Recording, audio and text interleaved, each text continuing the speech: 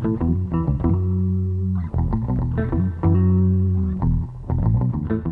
guys, what's going on? This is P-Mac again with Spheric Reptiles, and what I'd like to cover with you today is how to feed your ball pythons. In particular,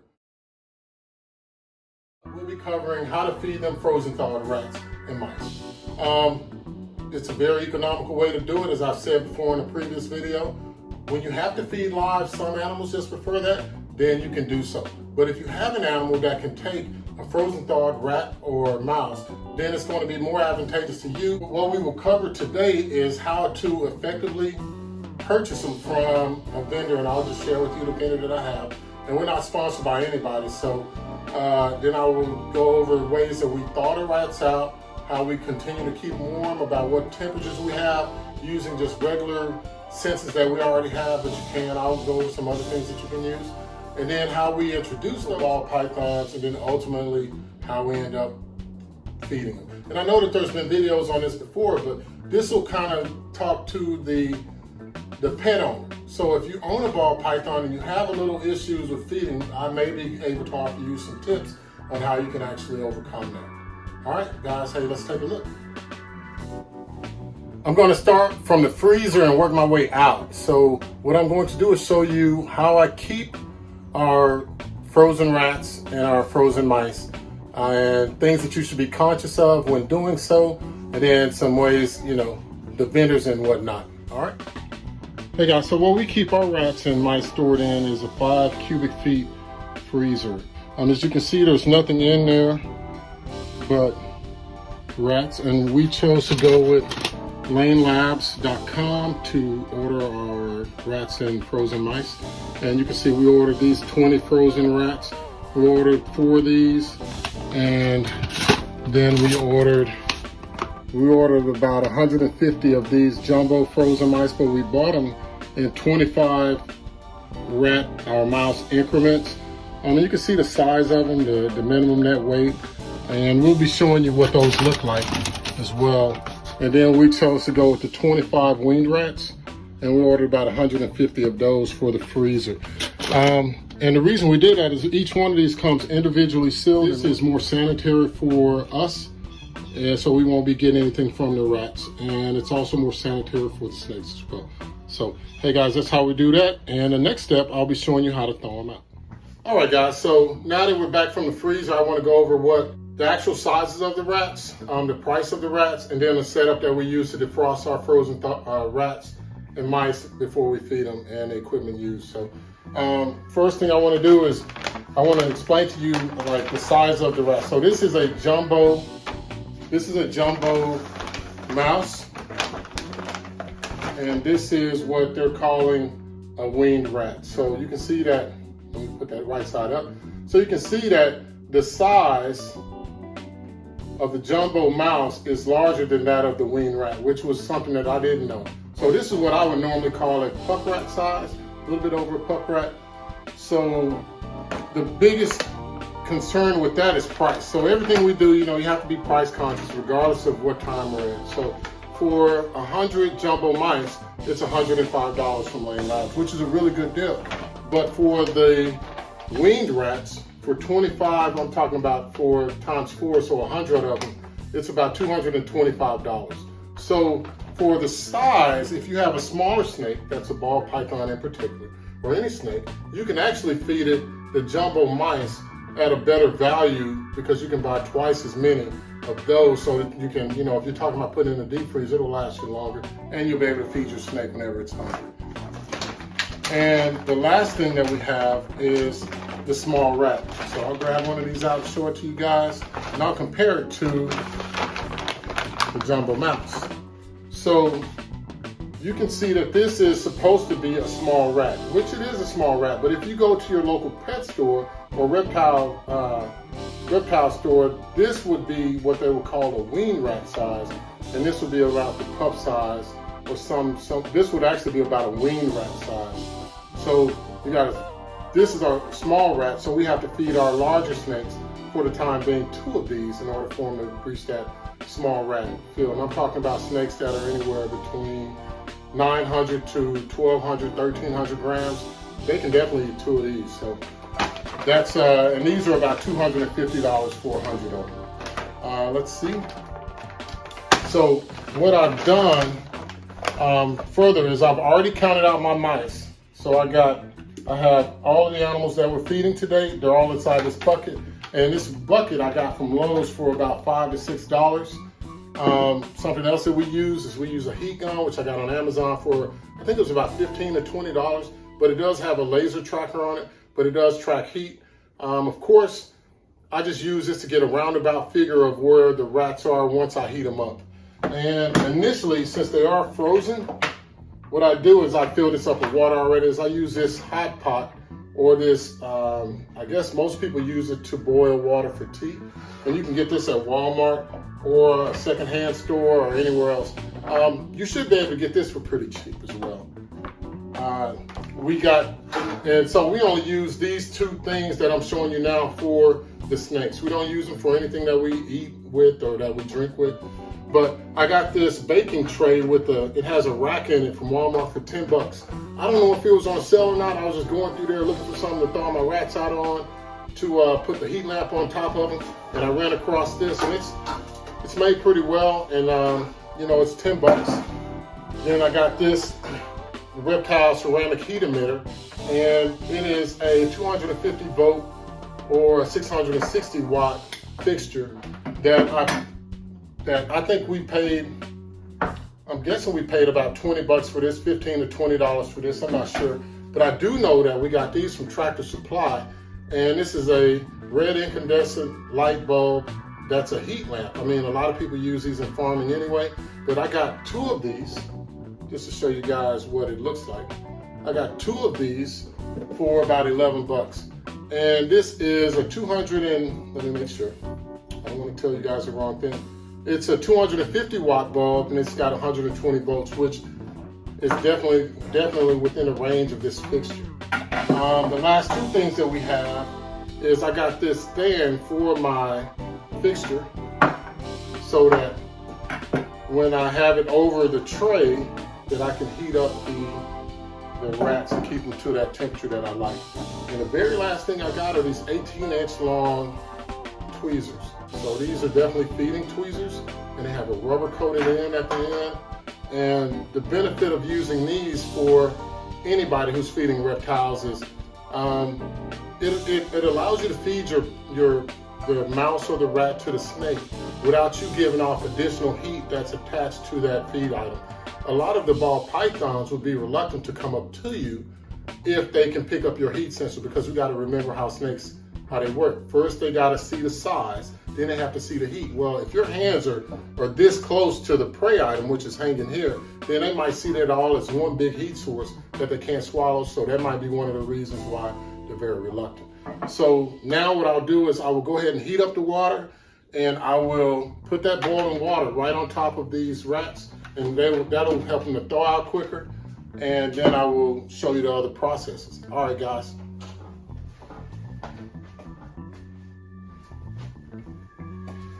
All right, so I finished heating up the water. So what I'll do is I'll add so this is a 1.7 liter container, and I'll add all of that water right on top of the rats so I can get them thawed out as quickly as possible.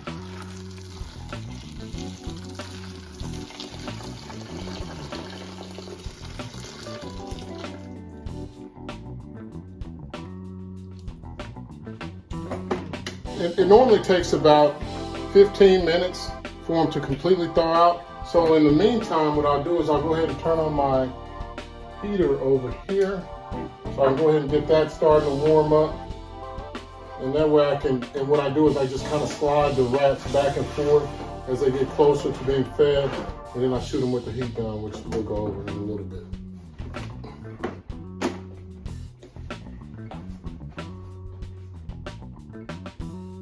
All right, guys, so now I just zoomed in on this so that you can see what I'm doing. But what I'm actually going to do is start putting these rats and these mice onto the rack. And what that'll do is, see, there's water in them now since they've been defrosted in water. And so what I'll do is I'll line them up according to their size with the large rats over here.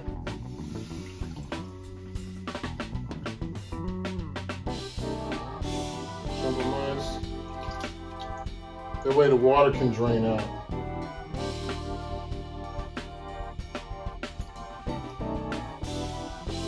And this also lets me count them too, so I can see which animals need to eat. Because I try to put them in an order, because that's the way that they're shelved. These are the smaller ones, the wing rats. It just makes it run a lot more efficiently this way. I'll go ahead and get the first one so that I can go ahead and start the feeding. So the first animal, the first snake that I black pastel head clown, and remember this, so this is what I use to test the temperature. Just to see. And the best thing that you can do is if you can hold it in your hand, it still feels warm, then that's a good sign that it's going to pick up for the snake. You don't want it to be too hot, which is why we kind of have to move this around, because we don't want the snakes, the rats or the mice to cook, because if they do, they'll explode. That's not something that you want to deal with.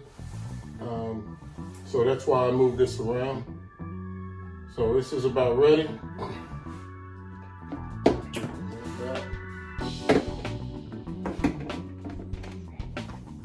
Woo, she scared me, man. Y'all see that? See how she scared me? She coming right out at me, man.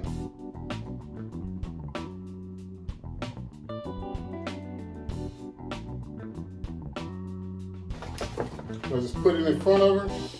And what I do personally is I remove this, their hides, and I put it back on the shelf where they are. And I just cover her up. And that was a black pastel head clown. And I fed her a jumbo mouse. I tell y'all, man, it's like the dinner bell sounded or something. It's like when you heat them up in this hot water, man, I'm telling you, they start coming out. Now this one is a striker. I'm not playing, man. This is my Phantom Sentiment. It's the snake that's on the logo. Just that day, she was good. The other day, she not so much, man. So let me check out and see what's going on in there. I gotta watch my hands, because, I'm getting old. You feel me? And so what I'm going to feed her is a weaned rat, well actually a rat pup, and I'll use these tweezers, which is another good thing about feeding is that you can use the tweezers.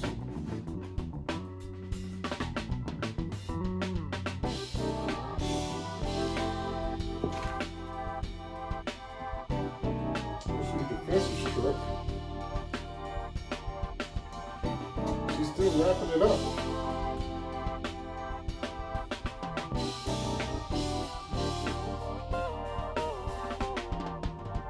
Let's see if she's going to strike it.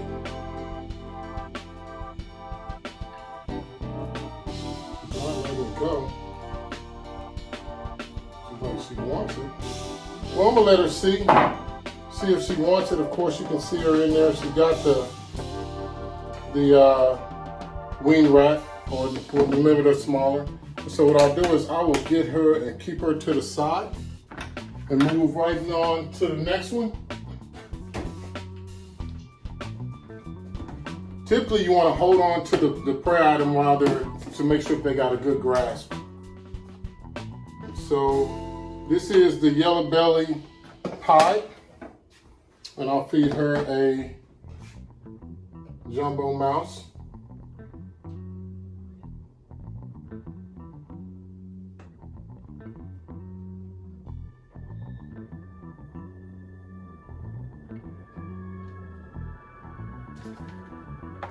Hold it to make sure that she has it, and there you go.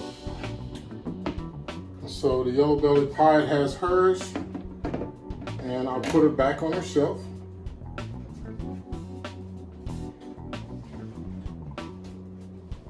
And so you see it's pretty easy if you do it this way. You just got to keep track of the animals that you're feeding, the snakes that you're feeding, to make sure that you got them heated up appropriately. The next animal we'll be feeding is a yellow belly head clown female. So I will remove her hide, and she'll be getting a jumbo mouse. Hold it in my hand to make sure it's the right temperature.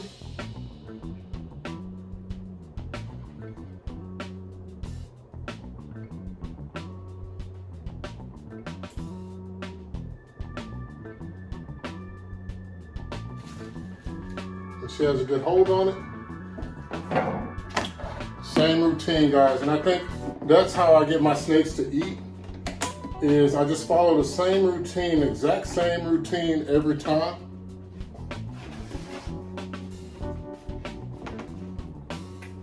Now we got the Phantom Clown.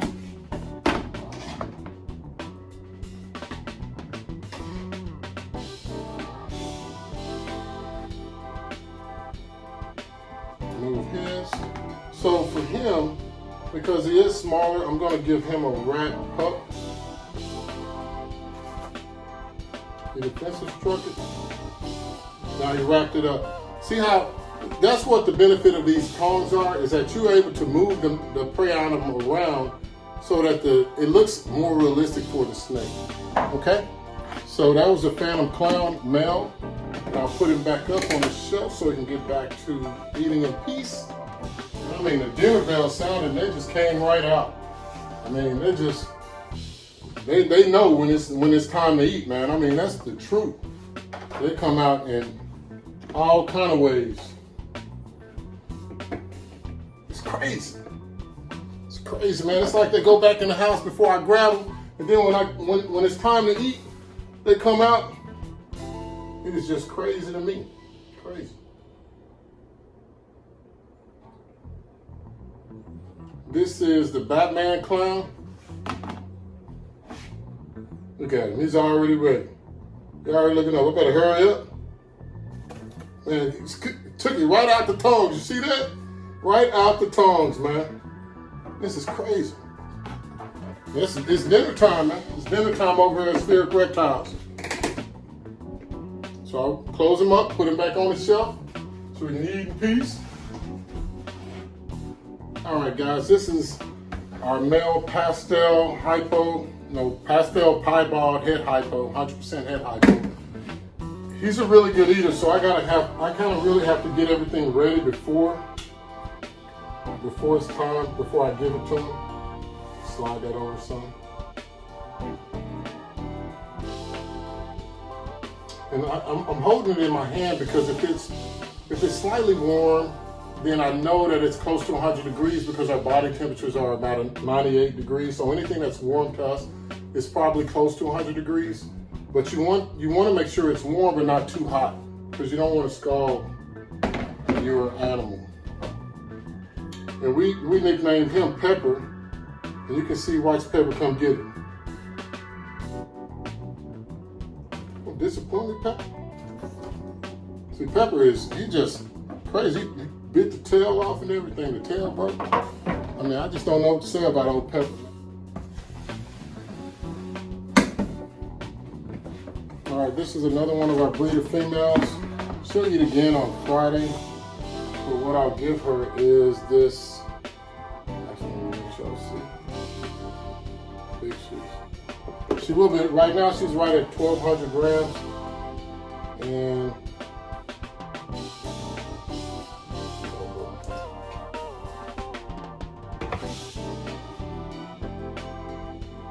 she won't let me get to it.